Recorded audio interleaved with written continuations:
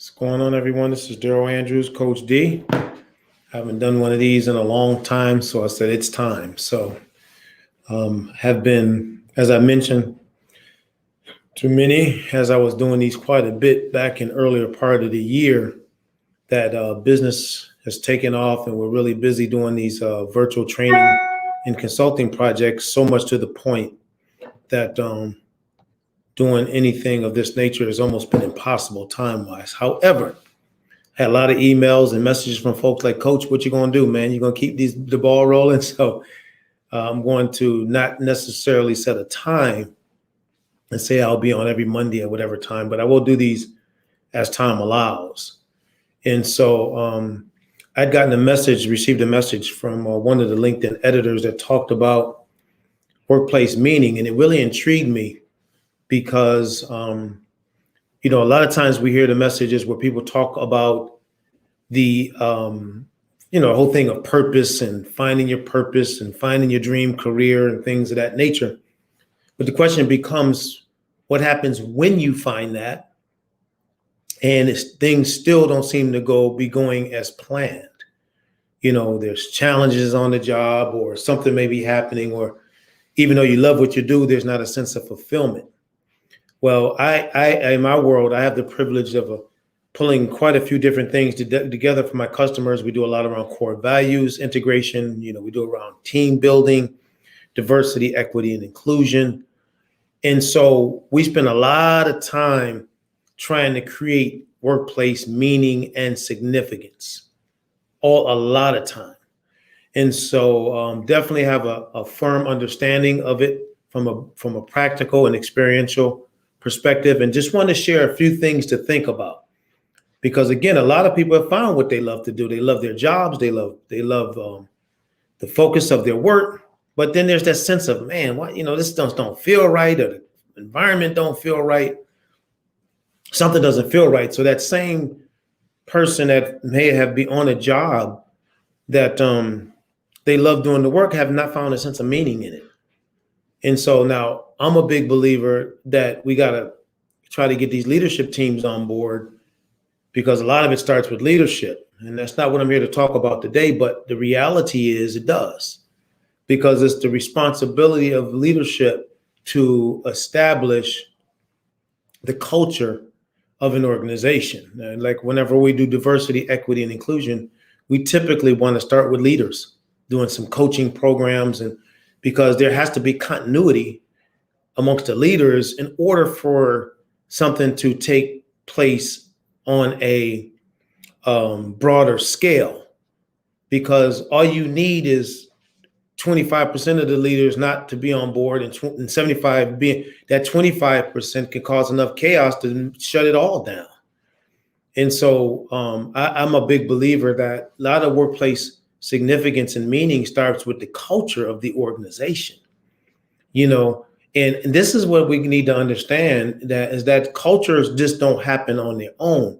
And if I would like to add, in some cases they do, because they'll simply, the reality is they'll simply, thank you all my friends for your comments. I'm seeing these wonderful, comments you're putting here. Thank you for that. It really starts with being intentional as far as the culture I want from my organization, because my thing is, if you don't create the culture, it'll create itself. And then what happens is, let's say if you have 1,000 employees or 100 employees or 10 employees, if there's no intentionality in creating a culture, what typically happens is each person creates their own. Don't forget that. Each person creates their own. And so what you have within a culture of an organization is 1,000 subcultures where each person is creating what they want it to be. Or if you have several managers that know how to lead, because management and leading should be going hand in hand, and others who don't, what typically happens is you have some people that have job satisfaction and a lot of other people who don't. So there's a lot of dynamics, you know what I mean? A lot of dynamics. Hey, Joe, good to see you, man. I'm glad you see you on board, man. It could have been a long time. So there's a lot of dynamics with all of this. And so I'm just going to give some tips, because most of our work over the last year has been, people always, it's funny how folks still want to say, Coach, you're a motivational speaker. I wish. That's pretty, I can just get on the stage, do my speech and go home. But the reality is just motivational speaking is such a small percentage of what we do now. We do a lot of consulting, program, project development, DEI systems, workforce development systems. I just got selected to be the Diversity, Equity, and Inclusion Academy facilitator for the National Association of Workforce Development Professionals coming up next month. We're doing tons of work around core values integration. So not just a motivational speaker. I know that's easy to say, but for some folks to say, but the reality is we're motivational yet strategy focused. But let me give you a few keys here to think about when it comes to how do you create meaning in the workplace. One, this is an organizational thing, but we need to focus on the vision of the organization and core values. Now, this is what I mean. When the vision drives our daily operations and core values are integrated, what happens is as things happen throughout the day, all right, those things don't define the culture. Keep that in mind. Those things don't define the culture. Like, for instance, the workforce development, I tell people all the time, your clients don't define the culture. The culture should be defined before the clients come in. Think about that. I tell schools, your students should not define the culture. The culture should be defined, and the leaders within the school, the teachers and the principals should be role modeling the behavior that they want to see. And ultimately, the goal is to get the kids over there. But they, when situations happen when the school or organization, and before you know it, that's what's defining the culture, then there's no work being done on building the culture. In a corporation, we say we want to do diversity, equity, and inclusion. We want to do this and that. And there's no culture in place to support it. And we just do a bunch of training, let's say. Well, it's not going to go far, because the reality is we have not actually put systems in place in conjunction with that training to support what we're trying to do. And so it's so important to understand that vision is the thing that should drive my daily mode of operations. Those core values should tell me how to operate. Integrity, respect, honest communications, and accountability, teamwork, whatever those core values may be. It's so important to understand, if I want to have meaning in the workplace, that meaning is going to come from having a sense of values that drive me on a day-to-day basis. Day-to-day basis. And one thing, for instance, with core values, we're spending a lot of time with organizations building out their core values integration process. I'm loving it because we've been doing these virtual programs with staff and with leaders and with organizational stakeholders, for several customers we're working with. Our primary one is in Pennsylvania. I got to give them credit. The Pennsylvania Office of Vocational Rehabilitation. We're building out their core values integration process. And it's exciting to see people come together and say, you know what, I feel this. Because one thing we always tell them, like what one of the values of accountability, if every person takes personal accountability towards these values, you're going to see workplace harmony. You're going to see people working together. Then you got people even who are disagreeing to agree agreeably. So that's one of them. Focus on the vision and core values. Core values is a big one. I got to mention that, because if there's no core values, then I bring my own thing to the table. I bring my own thing to the table. And if you got everybody doing that, you're not going to find peace in the workplace, because everyone is jockeying for power and position. My way of thinking, my school of thought. No, it should be a collective school of thought. You see, I'll never forget something that happened on a personal level. One thing, we've raised all 4 of our beautiful children to respect adults. It's just the way it is. When you interact with an adult, ma'am or sir. And so my son, when he went to college at Ringling College of Art and Design, I was invited down there to speak. And they didn't know he was a student there. They still invited me to speak his freshman year. So it's pretty cool to go speak at your son's school his freshman year. Like, your opening speaker is your dad. You know how cool that is.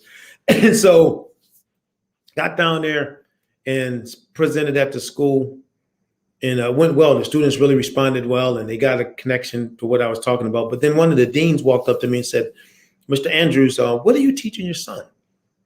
And I said, "Well, what do you mean? Was he down there like become a party animal or something?" What are you talking about? He said, "No, no, no." He said, "To the contrary, he's one of the most respectful young men on this campus." And I said, "Well, that's easy." I said, "The reality is we've raised our kids with the value," listen to what I'm saying, "the value of respecting adults." And so coming here, he'd already been taught people are ma'am, sir, Mr. or Mrs. last name. And he said, "I'm trying to get him to call me by my first name." I said, "He's not going to do that, because our values that we establish for our children is just show respect for adults by Mr. or Mrs." He said, "That's one of the greatest things I've ever heard." He said, "Most of these kids around here call me anything but my first name." He said, "But he calls me by Mr. and his last name." I said, "That's because core values establish behaviors." Write that down. Core values establishes behaviors. Okay? Core values establish behaviors. And this one is centering, because I remember talking to my son later, and I gave him a big hug and I said, "Boy, I'm proud of you, man. It's got a great compliment from, the way you're living your life down here." And he just laughed, because my son is so low key. He just said, "Oh, Dad, that's just what we do." And I thought about that. Man, he's right. The values decided what we do. Think about that. So in the company, are your values deciding what you do? Is it happening at all facets of the organization? If you want to have meaning in work, we need to have values driving behaviors, relationship, respect for others. There's a lot of components to this stuff. But, that's one thing we talk about. Another thing is to see the good in people. Now, values drive that too, core values, because when you see the good in people, you stop constantly looking for the bad. People have a tendency to get so mad at people over something they did 5 years ago that they can't even get along with them in the workplace, but the person did it 5 years ago. Let it go and say, "You know what, let me get to know this person. Let me talk to this person. Let me engage with this person." We live in a time of heightened acrimony. People want to be mad at you. It's like I never seen a time where folks just want to be mad and angry about the little smallest things. And human relations is such that you got to learn how to interact with people, man. None of us are perfect. Well, I'm pretty close though. Nah, just kidding. None of us are perfect. So give people a little bit of grace. Give them a little bit of compassion when they're not at their best.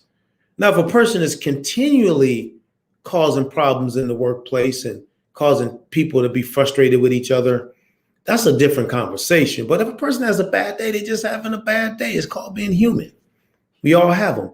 And so when you Zig Ziglar, that's why I love Zig. And the few conversations I had with him years ago at the National Speakers Association, he just blessed my life, man. But he's always talk about be a good finder. He shares a story about this lady who he was working with, and she talked about this company, and she talked about the fellow employees, and she talked about this person and talked about that person. You know what I mean? And she just was, everything was bad. And he said, "Well, it seems to me that the common denominator in all of this is you." The managers, the fellow staff members, the customers. He like, the one that's always seems to be in the middle of this is you. So is it the managers? Is it the customers? No, there's a good chance it's you. Sometimes we're so busy being angry at other people, we don't realize we could be the cause of all the anger, because we're carrying things and we can't seem to hold on. We hold on to things, No. And so if you want to create meaning in the workplace, see the good in people, look at some of the good things they do and remind them of that. This is really a good leadership and management principle, because managers sometimes can be notorious for not doing this, but the reality is look for the good in people. And then lastly, do your job well. When you go to work, contrary to popular opinion, you're going to work. It's nice to have friends, don't get me wrong. And it's nice to have people you interact with, but you're there for a job, to make the money, to pay your bills and put food in your refrigerator and take vacations and trips and things of that nature.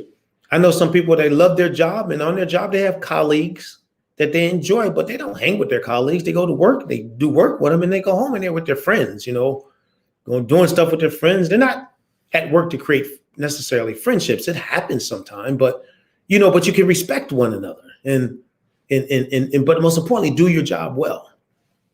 Give it your best. If somebody else is slacking up in one area, your area, don't say, well, they don't seem to be saying anything to that person. Who cares what they say to that person? That person got their own axe to grind. Your job is to be the best you possible. You're not there to watch that person and say, well, when they do a good job, I'm gonna do a good job. Come on, that's terrible. We got to focus in on, how do I do my job well? Keep in mind, we're talking about how to create meaning in the workplace, And so how do I do my job well? And then lastly, I'll just say this, think beyond yourself when you're doing what you do. Like I have 4 kids, as I mentioned, and I always think about my work and the life I live in. What kind of example and role model is it going to be? Am I going to be to them? So realize, another thing is just model the behavior you expect. Just model it. Don't, when we do these classes and these courses and these consulting projects that we do, we always tell people, personalize it. And then the reality is, model what you want. If you want respect, model respect. If you want integrity, model integrity. You know what I mean? If you want honest communications, monitor, accountability, monitor. These are all things that you, in essence, all right, say, you know what? I want to model this behavior. And in doing so, I was talking about someone about this earlier. Then you can go home at night and come in the morning with a peace of mind, because you have put systems in place that's going to assure, no matter what happens, because things will happen, to ensure, you know what I mean, that you have a sense of meaning, a sense of fulfillment, in the work that you're doing. And so if somebody else comes in, as my dear friend Rachel Revel would say, and take a stupid pill, you ain't got to swallow the same pill with them. They took the stupid pill, not you. So don't let the behavior of other people define your behavior. Like I'm a speaker and a trainer and a consultant, and, I'm all over the place. We travel. I've been all over this country 900 times, I feel like. And I've interacted with a lot of people. People sometimes come up and say, and New York speakers out there know what I mean. Sometimes they'll say nice things to you. And then sometimes people will say terrible things to you. Just cold, insensitive things. And in that moment, I have a choice. I just got off a stage where 99% of the people said, this is the greatest thing I just heard. And one person will come and say, you this, you that, blah, blah, blah, blah, blah, blah. And I don't mind constructive feedback. I don't like when people are just callous and hard for whatever reason. It could be a myriad of reasons why they're like that. It could be personal. It could be, I don't know, it could be a variety of different things.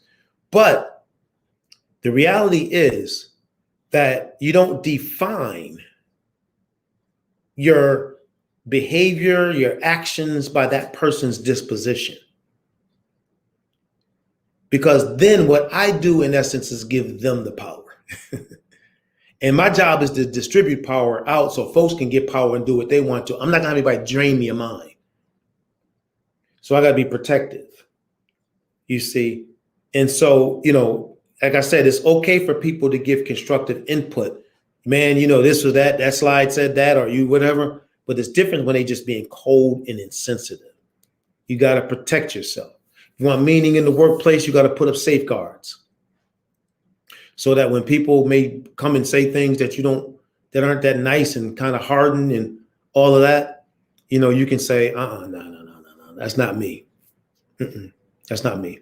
All progressive people realize sometimes you got to say to people, that's not me, because they'll try to people, especially when you're out in the open like this, the kind of work we do, you're exposed to a lot of people and people will try to define you. You better be defined before you show up.